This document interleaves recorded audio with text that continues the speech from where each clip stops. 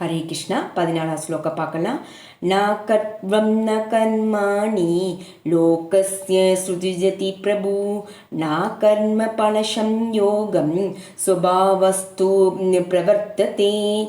முழு முதற் கடவுளின் சக்திகளில் ஒன்றான உயிர்வாளி அவரது கீழ்நிலை இயற்கையான ஜடத்திலிருந்து வேறுபட்டவங்க. உயர் இயற்கையான இந்த ஆத்மா நினைவிற்கெட்டாத காலத்திலிருந்து ஜென்மம் முன்னாடியேவும் பல ஜென்மங்கள் முன்னாடி எப்படியோ இந்த ஜட இயற்கையின் தொடர்பில் இருக்கு.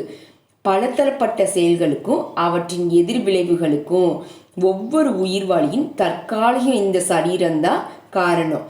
இதற்கு கட்டுண்டு இந்த சூழ்நிலையில வாழ்பவங்க அறியாமையினால தன்னை உடலென கருதி தனது உடலால் செய்யும் செயல்களின் விளைவுகளால் துன்பப்படுறாங்க.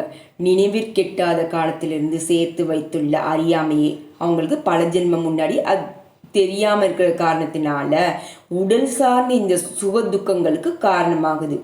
இந்த உயிர்வாளியின் உடலின் செயல்களிலிருந்து விடுபட்ட உடனே தான் விளைவுகளிலிருந்து விடுபடுறாங்க. உடல் என்னும் இந்த நகரத்தில் வசிக்கும் வர அவர் அந்த நாயகனாக தோன்றாங்க, ஒரு ஹீரோவை போல.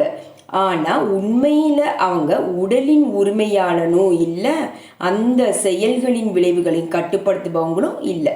அவர் பௌதீக கடலின் நடுவில் வாழ்க்கை எனும் போராட்டத்தில் தத்தளித்து கொண்டிருக்கிறாங்க. தன்னை அலை கழிக்கக்கூடிய கடலின் அலைகளை அவனால் கட்டுப்படுத்தவும் முடியலை.